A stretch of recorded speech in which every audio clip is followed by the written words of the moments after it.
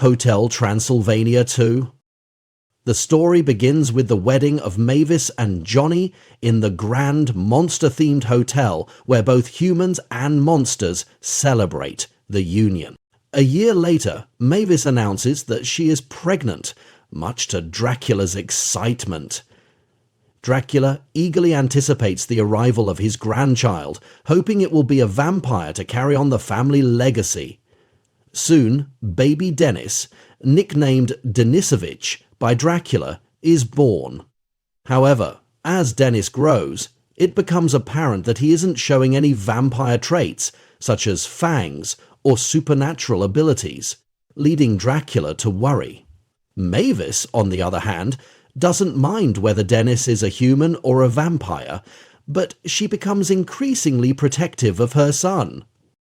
As Dennis approaches his 5th birthday, Mavis begins to consider moving away from the hotel to Johnny's hometown in California, believing it to be a safer and more human-friendly environment for Dennis.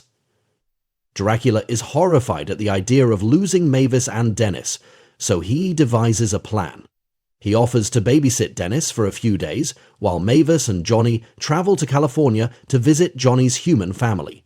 Dracula's secret agenda is to awaken Dennis's vampire powers before his 5th birthday, as a vampire's fangs typically emerge by that age. Dracula enlists the help of his monster friends, Frank, Frankenstein's monster, Wayne, the werewolf, Griffin, the invisible man, and Murray, the mummy, to take Dennis on a road trip to show him the traditional monster lifestyle.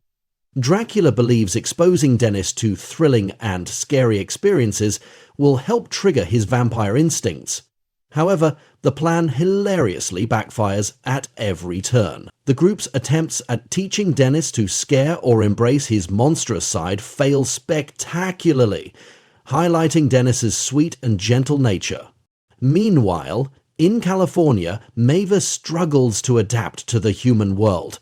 She is overwhelmed by the fast-pacing lifestyle, the unhealthy food, and the glaring differences between her upbringing and the monster world and Johnny's human family's way of life. Johnny, however, tries to show her the fun side of human culture, and they bond over their love for Dennis. Back at the hotel, Dracula grows increasingly desperate to see Dennis become a vampire. He takes Dennis to an abandoned summer camp for vampires, the same one he attended as a child. Dracula attempts to demonstrate how to fly, but his reckless methods scare Dennis and anger the other camp attendees. When Dracula accidentally endangers Dennis, Mavis learns about the incident and rushes back to the hotel, furious at her father for putting her son at risk. As Dennis's 5th birthday party approaches, Mavis and Johnny decide to stay at the hotel for the celebration. The party is a lively mix of humans and monsters, with Johnny's family and the hotel's guests coming together. However, chaos ensues when Dracula's father, Vlad, a traditionalist vampire who despises humans, unexpectedly arrives. Vlad is unaware that the hotel now welcomes humans, and his appearance creates tension.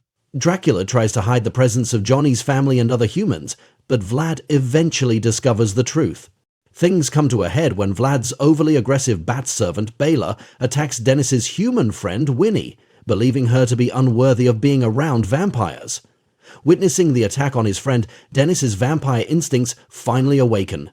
He transforms into a bat-like form, grows fangs, and heroically confronts Bela, saving Winnie.